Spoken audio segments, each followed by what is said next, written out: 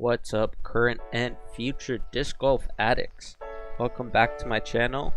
Today I'm going to be taking you along on my first ever round at the course in Tilburg in the Netherlands. This is one of the few true wooded courses in the Netherlands, and because of that has actually become a really popular course amongst the players all over the country. The course itself is a pitch and putt, but there are a couple of exceptions to this. Hole 1 being a perfect example of this, being a shorter par 4. So for your better players, this is actually a long eagle look. And there's tons of space to shape that left to right, panning out distance driver. So as long as you're not in the woods off to the left or right, you're hoping at cashing in a long eagle putt there. Hole 2, we're getting into more of that pitch and putt. Not much danger here, just hanging out my justice out to the left. Actually cashing in the ace there. And that's a perfect example of what Tilburg is all about for your better players. You come out here chasing for aces. It's really just chuck it at the basket, see how many aces you can get or how close you can get to them. This is a really friendly course in that sense for your better players. But then also for your new players, this is also a great place to learn, being that a majority of the holes are a little bit shorter. And this is also what I more resonate with, being that these short pitch and putt courses actually have some technicality to them, being in the woods. And so it's also a great place to learn and really dial in your accuracy with these shorter shots. This is something in general that has been undervalued in my opinion in the Netherlands, and it's the skill of learning to birdie on these easy must-get holes. And so because of that, playing on these longer courses, it is difficult to transition into that when you don't have courses readily available all around you with this style of disc golf that you get to play.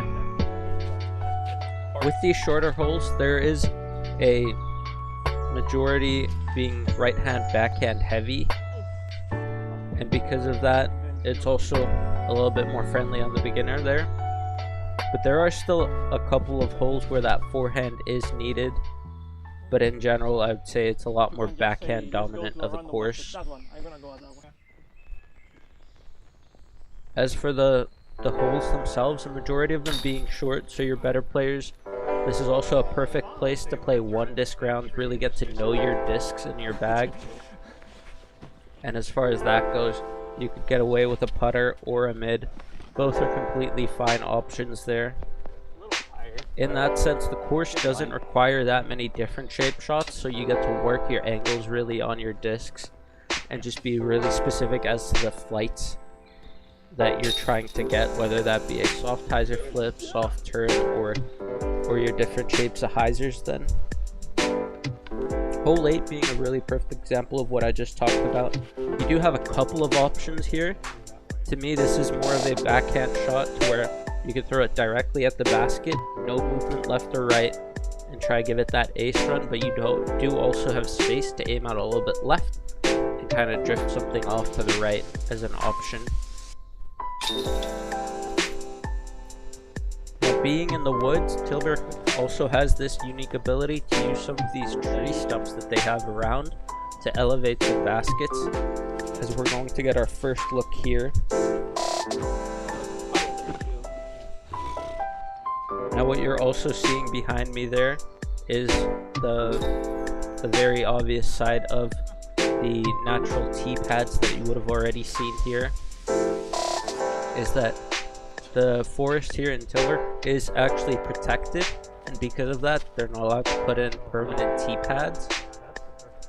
And so this is something that you'll just have to manage with the course being wet and muddy during rainy season, and also being protected in the woods from all the warmth and the sunlight too.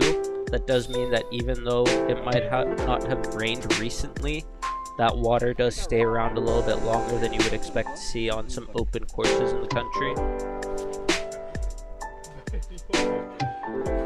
Now with that last hole, you would have just seen that is what I would argue the most difficult hole on the course, and one of the few that does offer true bogey potential if you do hit a tree early. But again, with the majority of these holes being this pitch and putt nature, you do have that opportunity to pad your score. Hole 12, again, a little bit longer of a hole, not where you have a few different options to choose from. The video here, we're watching me just throw a Thunderbird forehand here, but actually having played this course a little bit more, this is what I would now consider more of a backhand hole actually than that forehand. If you're looking to get a long putt, that forehand should be able to guarantee that, assuming that you miss the couple bushes in the middle of the fairway. That's actually what I'm trying to get a little bit more technical on and throw that soft late flip backhand. Nice shot. Nice. Moving on to our next hole, another par 4 on the course. Again, another shorter par 4. This is one where, for your better players, if you're not carding the 3, it does feel like a little bit of a missed opportunity here. And that woods off to the right does act as this natural OB, and that actually leaves me putting for par from this distance. And just being too far out to really count on making anything happen from there. Moving on to hole 14, and what you might have already seen on the previous hole but is also present on this hole. There's this foam tube protecting the center pole from making really loud sounds with the chains. This forest is actually protected because there's a natural species of bats that live here, and they actually live in the trees above where the disc golf course is. And because of that, those last 2 holes actually have these silencers on them to try reduce that noise pollution and not disturb the bats in their natural element. Also because of that, then that prevents the course from being able to put in proper tee pads, and also part of the reason why they're not allowed to host any tournaments here in this course. Moving on to a hole that offers a strange options in my opinion, neither of which are suitable to park the hole, but you do have a left and right fairway to where you can kind of pick a straighter forehand or a big sweeping hyzer that keeps pushing left. Both are really tricky to get all the way to the basket, and so typically what you'll see is, best case scenario, you're looking at an edge of circle 1 putt for your birdie. Moving on to hole 17 and 18, these are the 2 most aced holes on the course. 17 being an elevated basket, making it that little bit sweeter if you do cash in that ace. Hole 18 does actually say on UDisc that it is slightly longer than 17, but that doesn't feel correct to me. Based on feel, hole 18 does feel the shortest, and being the shortest hole on the course too, is that perfect opportunity to cash in your first ace if you haven't. Unfortunately for me, I just end up hitting those branches, getting a little bit too greedy with that ace, but still converting that putt. And with that, I finish at -5 for my first round ever at Tilburg. If you enjoyed what you saw, don't forget to leave a like, comment, and subscribe for more. Thanks for watching.